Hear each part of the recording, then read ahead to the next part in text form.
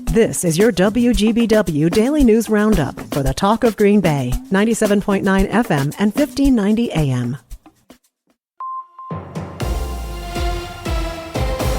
From the 97.9 WGBW Newsroom, I'm Connie Fellman with this local news update. Brown County leaders rolled up their sleeves to help keep you healthy this week. County Executive Troy Streckenbach and Brown County Health Officer Anna Nick got their flu shots at the Neville Public Museum. The public vaccination was intended to encourage people to get their flu shots. Health officials say community health is significantly improved when people get their yearly flu shots. If you haven't gotten yours yet, there are a couple community flu shot clinics coming up. Adults and children can stop by the Neville Public Museum this Saturday from 10 a.m. to 12:30 p.m. And there's a children's clinic on Tuesday, October 28th at the Brown County Central Library for kids ages 6 months to 18 years. That runs from 4 to 6:30 p.m. The USS Cobia is back in business. Docked alongside the Wisconsin Maritime Museum in Manitowoc, the World War II sub reopened for tours over the weekend, just a few days after returning from dry dock in Sturgeon Bay.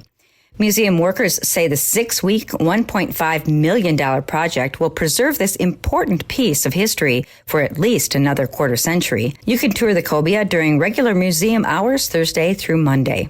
Short legs, big dreams. The first ever Corgi race is coming to the Green Bay Gamblers next month. The hockey team is accepting entries. All you have to do is give your Corgi's name, age, and a couple photos. The Corgi race will happen at the Gamblers game on November 29th. Pro athletes from Wisconsin will join our state's veterans as they fly to Washington to see their war memorial. Green Bay's Austin Straubel International Airport announced the Stars and Stripes Flight of Champions scheduled for next weekend. The honor flight is expected to include 160 Vietnam-era veterans, as well as a small number from the Korean War and post-Vietnam era. The flight is sponsored by the Green Bay Packers and Milwaukee Brewers and Bucks. Former players are scheduled to take part. The public is invited to come out to the Green Bay Airport and welcome our veterans home on Saturday, November 1st at 7:30 p.m. Organizers say many of these veterans did not get the welcome home they deserved coming home from war. They say the simple gesture of saying thank you and welcome home is powerful. This weekend is your last chance to camp out at Bayshore Park and the Reforestation Camp for the year. The campgrounds will close for the season at 2 p.m. this coming Sunday. If it's starting to get a bit chilly for you to think about camping this year, you might want to plan to camp along the Fox River at the Brown County Fairgrounds next year. Plans are in the works to expand the camping area along the riverbank to make use of more space. Brown County Parks Director Matt Creasy said that means people could camp there while there's an event going on at the fairgrounds. Creasy said that would generate significant revenue. The county also plans to extend the trail along the west side of the Fox River all the way into De Pere through the fairgrounds. Brown County Executive Troy Streckenbach says the goal is to create a big loop, with the trail ultimately connecting with the Fox River Trail on the east side of the river. That means people would be able to go from downtown Green Bay along the Fox River all the way to De Pere, cross the Claude Alloway Bridge, and then continue on the new trail back up to Green Bay. It's all part of improvements included in the 2026 Brown County budget proposal. The Brown County Board of Supervisors will host its annual budget meeting a week from today. The goal is to have the budget signed into law no later than November 15th. Wisconsin's top prosecutor is asking a higher court to step in on a voting case from Waukesha County. Attorney General Josh Kaul has filed an appeal challenging Judge Michael Maxwell's order requiring officials to verify the citizenship of anyone registering to vote. Kaul says the ruling could upend how elections are run and threaten people's voting rights. For now, the judge's mandate is on hold, while the state's Elections Commission fights it.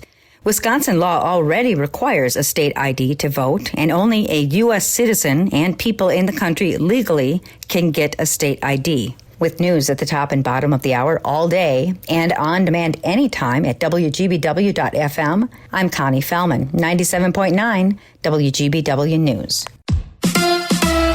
The Packers prepare for Pittsburgh. Hi, I'm Mike Clemens with sports. NFL, it's the Packers and the Steelers this week on Sunday Night Football. But head coach Matt LaFleur reminding us they're playing the Steelers, not Aaron Rodgers. We're playing the Pittsburgh Steelers, who happen to have Aaron Rodgers. I mean, it's as simple as that. That is for you guys to talk about. We've got a lot of respect and love for Aaron. I mean, what he's done here is a Hall of Famer. This game is not about that. It's about going to Pittsburgh, Sunday Night Football. Our guys will be jacked up. It's about the Green Bay Packers versus the Pittsburgh Steelers. NBA, it's the Bucks against the Wizards tonight in Milwaukee, and the debut of Miles Turner and what role he'll play on the Bucks this season. As a center, as an anchor in the back part of the defense, it's like what you're supposed to do. The feedback has been phenomenal. It's like, you're right. I don't even realize when I'm doing it. They're saying, we need more of that. It's not something we've had, consistently in the past. Like, we need a voice. We need someone to always step up and speak. So I'm just taking it on. That's the Bucks' Miles Turner with Sports on Mike Clemens.